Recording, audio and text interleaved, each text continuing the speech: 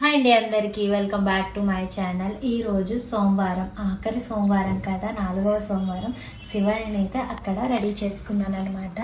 ఈరోజైతే ఈ వీడియోలో మీ అందరికీ ఏం చెప్పాలనుకుంటున్నానంటే, అసలు పౌల పాద్యమి ఎప్పుడు, లక్షవారమా శుక్రవారమా, శుక్రవారం చేసుకోవచ్చా చేసుకోకూడదా అని డౌట్ అందరికీ ఉంటుంది. అసలు ఎలా చేసుకోవాలి, ఒత్తులు ఎన్ని వదలాలి, ఎలా వదలాలి, ఏ సమయంలో చేసుకోవాలి, ఎప్పుడు చేసుకోవాలి అని క్లియర్గా ఈ వీడియోలో చెప్తాను. ఎలా చేసుకోవాలి అన్నది కూడా ఈ వీడియోలో మీకు చేసి చూపిస్తాను. వీడియో అయితే ఎండ్ వరకు చూడండి, అస్సలు స్కిప్ చేయకండి. ఎందుకంటే క్లియర్ అండ్ క్లారిటీగా ఎలా చేసుకోవాలన్నది కూడా మీకు చూపిస్తాను. నేనైతే అయ్యవారి ముందు చేసుకుంటున్నాను. ఇదైతే అమ్మవారికి బయట తులసమ్మ దగ్గర దీపారాధనకు అనమాట. ఇప్పుడైతే అరేంజ్ చేసుకుంటున్నాను. తులసమ్మ దగ్గర దీపారాధన చేసుకొని వచ్చి అయ్యవారికి దీపం పెట్టుకొని పూల పద్యం ఎలా చేసుకోవాలన్నది క్లియర్ అండ్ క్లారిటీగా చెప్తాను. మీరు అయితే వీడియో కంటిన్యూ అయిపోండి. 4వ సోమవారం కాబట్టి అస్సలు ఈసారి మాత్రం అరటి దొప్పల్లో దీపారాధన అయితే చేయలేదన్నమాట. అందుకోసం అని చెప్పేసి నేను తులసమ్మ కాడ దీపారాధన చేసుకుందామని చెప్పి ఇలా అయితే అరేంజ్ చేసుకున్నాను. అండ్ ఇక్కడైతే మాత్రం పూజ చాలా బాగా అయిందండి. మార్నింగే గుడికెళ్ళి రావడంతో నేనైతే అస్సలు ఫాస్టింగ్స్ అయితే ఉండలేదండి. సోమవారాల పూట ఒంటిపూట భోజనం అయితే ఎప్పుడులానే చేసుకున్నాను. ఎందుకంటే శనివారాలు ఫాస్టింగ్ ఉండడం, అంతేకాకుండా శుక్రవారాలు పూజలు, అది కాకుండా మళ్ళీ పౌర్ణమి పూజలు ఇలా ఉండడంతో నేను అందుకోసమని సోమవారాలు అయితే ఫాస్టింగ్ ఉండలేదన్నమాట. ఉదయాన్నే పెందలాడే లేచి గుడికి వెళ్ళి ఇంట్లో పూజ అన్నీ చేసుకోవడంతో కొంచెం బాడీ వీక్ అవ్వడంతో మధ్యాహ్నం ఒక 1/2 అవర్ పడుకొని లేచి మిగతా అన్ని పనులు చేసుకున్నాను అనమాట. మళ్ళీ తలస్నానం చేసుకొని ఇంట్లో శుభ్రాలు, దేవుడికి అరేంజ్ చేసుకోవడం, నారికేల దీపం పెట్టుకోవడం, ఇల్లంతా తుడిచి తడుగుడ్లు, మళ్ళీ గుమ్మం కాడ ముగ్గులు పెట్టుకోవడం అన్నీ ఇవాళ చేసుకున్నాను అనమాట. అంతేకాకుండా ఈ వీడియోలో అసలు పూల పాద్యమి ఎప్పుడు ఎలా చేసుకోవాలనేది కూడా క్లియర్ అండ్ డీటెయిల్గా చెప్తాను. వీడియో అయితే ఎండ్ వరకు చూసేయండి. పాద్యమి మనకు లక్షవారం మధ్యాహ్నం నుంచి వస్తుందండి. అంటే 20వ తారీఖు మధ్యాహ్నం వస్తుంది.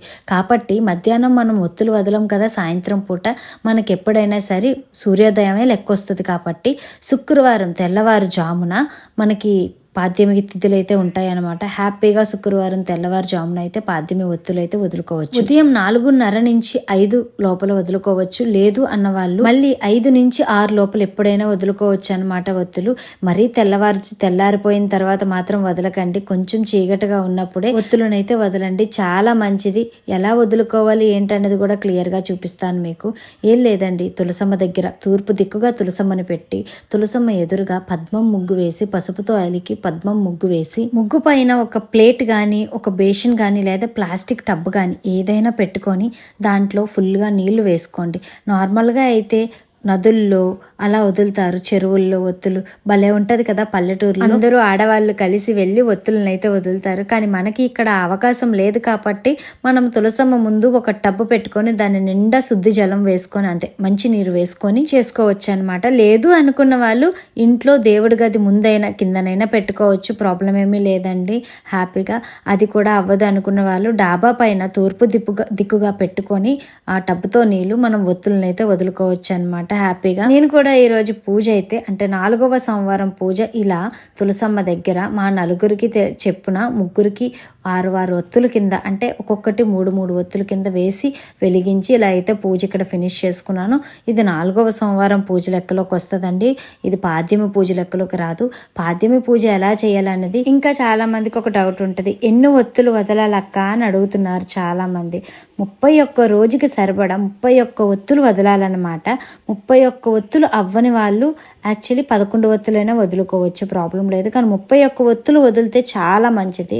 ఈ పువ్వొత్తులు ఏవైతే ఉన్నాయో 31 ఒత్తుని ఒక ఒత్తుగా చేసి వదులుకోవచ్చు. 31 ఒత్తుని ఒక కొబ్బరిలోని లోపల గుజురు లేదనమాట, ఒక కొబ్బరి చిప్ప ఉంటుంది కదండి, చిప్పలో పెట్టి 31 ఒత్తును ఒకే ఒత్తు చేసి వదులుకోవచ్చు. అలా అవ్వని వాళ్ళు హ్యాపీగా అరటి దవ్వల్లోనే ఎప్పుడూలాగే వదులుకోండి, చాలా మంచిదనమాట. అండ్ నేనైతే మాత్రం ఇక్కడ ఏం చేస్తున్నానంటే 4వ సోమవారం పూజ అయితే చేసుకుంటున్నాను అనమాట. అయ్యవారికి ప్రదోష సమయంలో అభిషేకం అయితే చేయలేదండి. విభూతితో అభిషేకం మామూలుగా చేసుకొని శివ అష్టోత్తరాలు చదువుకొని పూజ అయితే స్టార్ట్ చేశాను. శివ అష్టోత్తరం చదువుతూ విభూతితో పూజ అయితే చేసుకున్నాను అనమాట. చాలా చాలా అంటే చాలా బాగా అయింది. ఫైనల్లో హారతి ఇచ్చి అయ్యవారికి మంగళ హారతి పాడుకున్నాను అనమాట. చాలా బాగుంది.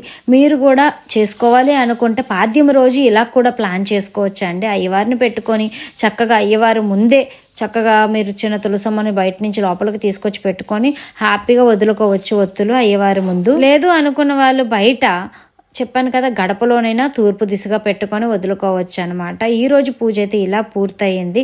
ఇప్పుడైతే నేను ఒత్తులు ఎలా వదులుతున్నానో క్లియర్గా మీకు చూపిస్తాను, చూసేయండి. నేల మీద పసుపు వేసుకొని మంచిగా అలుక్కొని బాగా శుభ్రంగా అలుక్కున్న తర్వాత దానిపైన మనము పద్మం ముగ్గునైతే వేసుకోవాలి. నేనైతే పూల పాద్యమి రోజు అయితే మాత్రం కంపల్సరీ కూడా సంపూర్ణ తాంబూలం తులసమ్మ దగ్గర పెడతానమాట.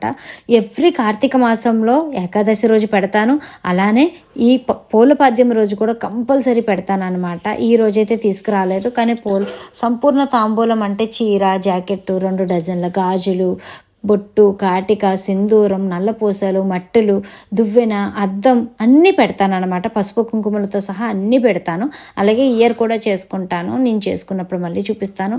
ప్రజెంట్ అయితే మాత్రం మీరు అలానే చేయాలని అయితే నేను చెప్పను. చీర, జాకెట్ కాకపోయినా ఒక జాకెట్ ముక్క తాంబూలం పెట్టినా చాలు. మంచిగా పద్మాన్ని అయితే వేసుకోండి. దానిపైన పసుపు, కుంకుమ, అక్షతలు కూడా వేసి నేను చూపించే విధంగా మీరు అరేంజ్ చేసుకోండి. మొత్తం అంతా కూడా అయితే ఇంట్లో లేకపోతే బయట లేకపోతే డాబా పైన పెట్టుకొని తూర్పు దిక్కుగా ఒత్తులు అయితే వదులుకోవచ్చు అనమాట. ఇలా నీళ్ళనైతే పెట్టుకోండి పెద్ద బేషన్లో. అలా పెట్టుకున్న తర్వాత ఒక ప్లేట్లో ఒక ఆకు తమలపాకునైతే పెట్టుకొని దానిపైన విఘ్నేశ్వరుని పెట్టుకోండి. ఆ రోజు చేసే పూజకు మాత్రం కంపల్సరీ విఘ్నేశ్వరుని పెట్టుకోండి. విఘ్నేశ్వరునికి తలపైన ఒక బొట్టు పెట్టండి. పెట్టిన తర్వాత గరికి అవైలబుల్లో ఉంటే గరికి కూడా పెట్టి అయ్యవారికి అయితే పూలు, అక్షతలు సమర్పించండి. నైవేద్యం ఏదున్నా పెట్టుకోవచ్చండి, లేకపోతే చిన్న బెల్లం ఇలా ఆకులో వేసి చిన్నది అయ్యవారికి పెట్టుకొని అయ్యవారి దగ్గర పెట్టిన తర్వాత అక్షతలు వేసి మనస్ఫూర్తిగా ఒక్కరుకొని శుక్లం వరదరం పాడుకున్న వాళ్ళు పాడుకోండి. చక్కగా గణపతి అష్టోత్తరం చదువుకునే ఓపుకుంటే టైం ఉంటే హ్యాపీగా చదువుకోండి. తర్వాత అయ్యవారికి పుష్పాలు సమర్పించుకొని అయ్యవారికి హారతి ఇవ్వండి, నీరాజనం చూపించండి. మంచిగా అయ్యవారి పూజ అయిన తర్వాత వీడియోలో నేను చూపించే విధంగా అయ్యవారి పూజనైతే పూర్తిగా ఫినిష్ చేసుకోండి. చేసుకున్న తర్వాత అయ్యవారికి ఒక్కసారి నీరాజనం చూపించేసి నైవేద్యానికి, ధూపంకి, దీపంకి అన్నిటికీ చూపించేసి దీపం మళ్ళీ నేను అక్కడ ఉందని చెప్పి ఇక్కడ పెట్టలేదు. మీరు ఎలాగో ఆ రోజు చేసుకుంటారు కాబట్టి అయ్యవారికి ఒక దీపం సపరేట్గా పెట్టుకోండి. అయ్యవారికి దీపం చూపించిన తర్వాత ఒకసారి హారతిని కూడా ఇచ్చేసేయండి. హారతి ఇచ్చిన తర్వాత అయ్యవారికి దండం పెట్టుకొని మనస్ఫూర్తిగా అయ్యా నేనేం తప్పులున్నా నా పూజలో క్షమించయ్యా అని చెప్పేసి ఒక్కసారి దండం పెట్టుకొని గణపతి మంగళ హారతి వస్తే మంగళ హారతి కూడా పాడుకోండి. పాడుకున్న తర్వాత ఇంకా నైవేద్యాలు పళ్ళు ఉన్నా, కాయలున్నా ఏవైనా అయ్యవారికి మీరు పెట్టుకోవాలనుకుంటే హ్యాపీగా పెట్టుకోవచ్చు. లేకపోతే బెల్లం, చిన్న పటిక పంచదార ఉన్న అయ్యవారికి నైవేద్యంగా పెట్టుకోండి. మనం వేసుకున్న పద్మం మీద ప్లేట్ని అయితే పెట్టుకున్నాం కదా, ప్లేట్లో అయితే పసుపు, గంధం, అక్షింతలు, కుంకుమ అన్నీ వేసుకొని ఒక్కసారి మంచిగా ఇలా మిక్స్ చేసుకోండి. నేను చూపించే విధంగా పసుపు, కుంకుమ, గంధం వేసుకొని ఒక్కసారి గంగమ్మను తలుచుకొని, అంటే మనము నదుల్లో, బీచ్ల్లో వదలలేం కదా, బీచ్లో వదిలితే మనకేసే వస్తుంది మళ్ళీ. అందుకోసమే ఇంటి ముందు మనం ఇలా చేసుకొని వేసుకోవచ్చు, లేకపోతే దేవుడి గది ముందైనా హ్యాపీగా ఇలా అరేంజ్ చేసుకొని ఒత్తులను అయితే వదులుకోవచ్చు. ఇలా అయితే మంచిగా అరేంజ్ చేసుకోండి. చేసుకున్న తర్వాత అరటి దొప్పల్లో అయితే మనం దీపాలను అయితే అరేంజ్ చేసుకోవాలన్నమాట.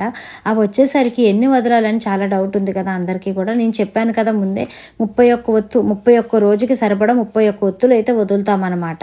అలా అవైలబుల్ అవ్వలేని వాళ్ళు 11 ఒత్తులను అయితే వదులుకోండి.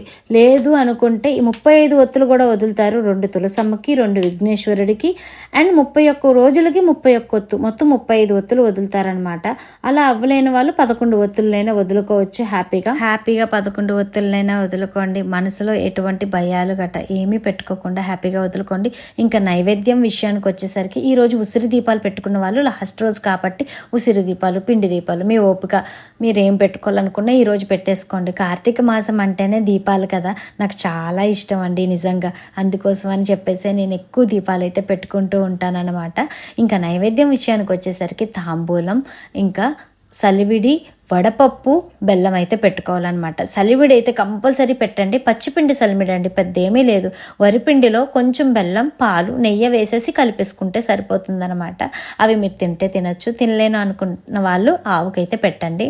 ఆవు అయితే చక్కగా తినేస్తుంది. ఇంకా వడపప్పు బెల్లం అయితే అంటిపండు కలుపుకొని మనమైతే తినేయచ్చు అనమాట. అన్నీ కూడా ఇలా మూడు ఒత్తుల కింద ఒక్కొక్క దాంట్లో 2 లెక్కన అరేంజ్ చేసుకోండి. ఇక్కడ నేను చూపిస్తున్నాను కదా, ఇలా అరేంజ్ చేసుకోవడం వల్ల మన స్టేబుల్గా ఉంటాయి అనమాట. ఆ చివరి ఒకటి, ఈ చివరి ఒకటి అలా పెట్టుకున్న వాళ్ళు పెట్టుకోండి, లేకపోతే ఒక దాంట్లో 3 ఒత్తులు పెట్టుకున్న వాళ్ళు కూడా పెట్టుకోండి. అలా అయితే మీకు ఈచ్ దాంట్లో 9 ఒత్తులు పడతాయి కాబట్టి మీకు లెక్క కూడా కరెక్ట్గా ఉంటుంది. ఎక్కువ దొప్పలు కూడా పట్టవు. 31 ఒత్తులు హ్యాపీగా వదిలేసుకోవచ్చు అనమాట. నేను ఇక్కడ చూపిస్తున్నట్టు అరేంజ్ అయితే చేసుకోండి. అలా అరేంజ్ చేసుకున్న తర్వాత మీరు పసుపు, కుంకుమ, అక్షింతలు కూడా ఆ దొప్పల్లో వేయండి. వేసి చిన్న పువ్వులు ఏమైనా ఉంటే పెట్టండి, పెద్ద పువ్వులు ఏమైనా ఉంటే పెట్టకండి, కాలిపోతాయి కదా, అందుకోసం అని చెప్తున్నా. లేకపోతే మన దగ్గర పారిజాత పుష్పాలు అలాంటివి ఏమైనా ఉంటే ఒకటి మధ్యలో వేసుకోండి. లేదు అనుకుంటే ఆ చివర ఈ చివర పసుపు కుంకుమ ఒక్కటి వేసుకొని అక్షింతలు వేసుకొని ఇంకా పైన కర్పూరాన్ని తీసుకొని ఇలా చిదిమేసి పైన ఇలా రాసేసేయండి ఒత్తులకి. అలా రాయడం వల్ల తొందరగా ఒత్తులు వెలుగుతాయి అండ్ ప్రాపర్గా కాలుతాయి అనమాట, ప్రాపర్గా కొండెక్కుతాయి. అందుకోసం అని చెప్పి అలా పెట్టుకోండి. అరటి దొప్పలు చూసుకోండి, బాగా బరువు ఉన్నవి తీసుకోకండి, తొందరగా మునిగిపోతాయి. అయ్యో నా దీపం మునిగిపోయిందే, తేలలేదా అని ఫీల్ అవుతాం కాబట్టి అందుకోసం అని చెప్తున్నాను. అరటి దొప్పలు తేలిగ్గా ఉన్నవి తీసుకొని ఇలా పెట్టుకొని 31 ఒత్తులు హ్యాపీగా వదులుకోండి. 35 ఒత్తులు వదులుకున్న వాళ్ళు వదులుకోండి, లేదా అంటే 11 ఒత్తులైనా హ్యాపీగా వదులుకోవచ్చు. వీడియోలో నేను చూపించే విధంగా అరేంజ్ చేసుకొని పసుపు కుంకుమ అక్షంతలు వేసుకొని ఒత్తులను అగరబత్తితో కానీ లేదు అంటే ఏక ఒత్తుతో కానీ వెలిగి వదలండి. అంతేగాని అగ్గిపుల్లతో మాత్రం ఎట్టి పరిస్థితుల్లో కూడా ఒత్తులను వెలిగించకండి. ఇగో నేను చూపించిన విధంగా ఇలా పచ్చకర్పూరం లేదంటే నార్మల్ కర్పూరమైన ఒక్కసారి చిదిమేసి ఆ పిండిని అలా రాసామంటే తొందరగా వెలుగుతాయి ఒత్తులు. ఇలా వెలిగించుకున్న తర్వాత హ్యాపీగా వెలిగించిన తర్వాత ఒక్కొక్క దాన్ని వెలిగించి నీటిలో వదిలి 3 సార్లు ఇలా ముందుకి నెట్టండి, అంటే తొయ్యాలన్నమాట. 3 సార్లు ఇలా తోసిన తర్వాత మనస్ఫూర్తిగా దండం పెట్టుకోండి. ఈ కార్తీక మాసం మొత్తంలో నేను చేసిన తప్పులు ఏమైనా ఉంటే క్షమించమ్మా దండం పెట్టుకొని హ్యాపీగా వదలండి. అంతే, చాలా సింపుల్ కదా. ఇంకా పెట్టుకున్న వాళ్ళు సంపూర్ణ తాంబూలం పెట్టుకోండి. ఆ సంపూర్ణ తాంబూలం ఎవరైనా ఇంట్లో వాళ్ళకైనా ఇచ్చుకోవచ్చు, మీరైనా ఉంచుకోవచ్చు. లేదు అనుకుంటే మీ అత్తయ్య, అమ్మ ఎవరికైనా ఇచ్చుకోవచ్చు అనమాట. ఈ రోజైతే నేను సంపూర్ణ తాంబూలం పెట్టలేదు, సోమవారం పూజ చేసుకుంటున్నాను కాబట్టి ఆ రోజు అంటే పాద్యం రోజు అయితే సంపూర్ణ తాంబూలం అయితే పెడతాను. ఇంకా మీరు కావాలి అనుకుంటే ఉసిరి దీపాలు, పిండి దీపాలు ఏవి కావాలంటే అవి అరేంజ్ చేసుకొని మంచిగా వెలిగించండి. ఇలా పూల పాద్యమని హ్యాపీగా చేసుకోండి. శుక్రవారం తెల్లవారుజామున చేసుకోండి. కార్తీక మాసం ఇలా వచ్చి అలా అయిపోయినట్టు అనిపిస్తుంది నాకైతే మాత్రం. చాలా తొందరగా మీకు కూడా అలా అనిపించినట్టయితే కామెంట్ చేయండి. ఇలా వదిలిన తర్వాత ధూపాన్ని కూడా ఒక్కసారి చూపించి అమ్మవారికి మనస్ఫూర్తిగా దండం పెట్టుకోండి. చింపిన పువ్వులు వేసుకుంటారు కదా, అలా వేసుకున్న వాళ్ళు వేసుకోండి, లేకపోతే ఇలా అయినా వేసుకోవచ్చు. విడి పువ్వులు వేసుకున్న వాళ్ళు వేసుకోవచ్చు, తప్పేమీ లేదండి. మన చేతులతో చెంపకుండా చిన్న గడ్డి గులాబీ పువ్వులు కానీ ఏవైనా విడి పువ్వులు చిన్నవి రెక్కలు విడిపోయిన గులాబీ రెక్కలు కానీ ఏవైనా అన్నా ఇలా నీళ్ళలో అరేంజ్ చేసుకొని హ్యాపీగా వేసుకోవచ్చు అనమాట. ఇంట్లో ఎంతమంది ఉంటే అంతమంది సరదాగా వదలండి ఒత్తులు, అంత మంచి జరుగుతుంది. నాకైతే ఇదైతే మాత్రం చాలా ఇష్టం. పూలపాద్యమే అంటే ఈ ఒత్తులు వదలడంలో నాకు చాలా ఇంట్రెస్ట్ అనమాట. ఈ రోజు అయితే మా పాప కూడా లేచిపోయి మరీ వదులుతుంది. ఎవ్రీ పూలపాద్యం రోజు వాళ్ళ కోసం అని వాళ్ళు లేచేదాకైనా ఒక్కొక్క ఒత్తైనా ఉంచుతానమాట. నేను తెల్లవారుజామున చేసుకున్న నైవేద్యాలు అయితే ఇవి. చేయాల్సిన పూజా విధానం అంతా ఇంతే, చాలా సింపుల్. ఎవరికి ఏం డౌట్స్ ఉన్నా కామెంట్ చేయండి, తొందరగా రిప్లై ఇస్తాను. ఇలా అయితే అవుతుంది పూజ. హ్యాపీగా చేసుకోండి. నా పూజ ఎలా ఉందో కామెంట్ చేయండి. ఇంకా మీకు ఏమైనా డౌట్స్ ఉంటే కామెంట్ చేయండి. మన ఛానల్లోకి ఎవరైతే కొత్తగా వచ్చారో సబ్స్క్రైబ్ చేసుకొని మీ వైజాగ్ పెళ్ళిని ఇంకొంచెం ముందుకు నడిపించండి. అంతేకాకుండా బెల్ ఐకాన్ కూడా ఆన్లో పెట్టుకోండి. మన వీడియోస్ అన్ని డే టు డే అప్డేట్ వస్తూనే ఉంటాయి. నేను మీ వైజాగ్ పిల్ల.